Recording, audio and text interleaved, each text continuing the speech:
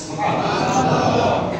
রাসূল করিম সাল্লাল্লাহু আলাইহি ওয়াসাল্লাম বলেছেন, যে ব্যক্তি কিনা এই পবিত্র রমজানুল মুবারক মাসে দান সদকা করবে, বলা হয়েছে এই পবিত্র রমজান মাসে যে ব্যক্তি 1 টাকা দান করবে, যে ব্যক্তি 1 টাকা আল্লাহর রাস্তায় দান করবে, ওই ব্যক্তির আমলনামার মধ্যে 70 টাকা দান করলে যে সওয়াব হবে, 1 টাকা দান করলে তার আমলনামার মধ্যে তার চেয়ে বেশি সওয়াব আল্লাহ পাক দিবে। সুবহানাল্লাহ।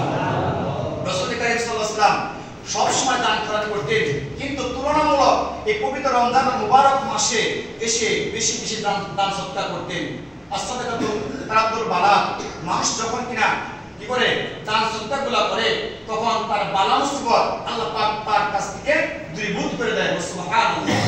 সেজন্য আমাদের কি করতে হবে, 12টা মাস আমরা দান সদকা করব। তোর মধ্যে পবিত্র রমজানুল মুবারক মাস আসলে আমরা বেশি বেশি দান সদকা করব। দান সদকা বেশি বেশি করলে ওই বান্দার সগীরা গুনাহগুলো আল্লাহ পাক maaf করে দেন, এবং কি দান সদকা করার দ্বারা তার যত বিপদ আছে, বালা মুসিবত আছে, প্রত্যেকটা বালা মুসিবতকে আল্লাহ রাব্বুল আলামিন কি করেন, এই দান সদকার মাধ্যমে ওই বালা মুসিবত থেকে তাকে হেফাজত করেন। সুবহানাল্লাহ।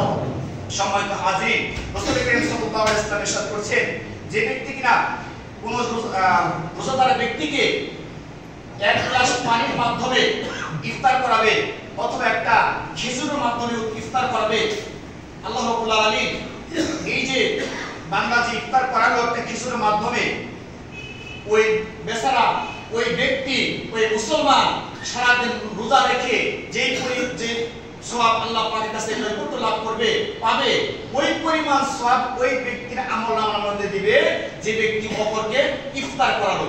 সুবহানাল্লাহ। এই ইফতার করার কারণে এইটা না যে আমি অমুক বাড়িতে আমাদের অমুক করছে ইফতার করালো, তাহলে আমার কাছ থেকে সওয়াবগুলো ওনার আমলনামার মধ্যে আল্লাহ পাক দিয়ে দিল, এমনটা নয়। আল্লাহ রাব্বুল আলামিনের কাছে নেকির কোনো কি নাই, ঘাটতি নেই, অফুরন্ত নেকি, অফুরন্ত রহমত আল্লাহ রাব্বুল আলামিন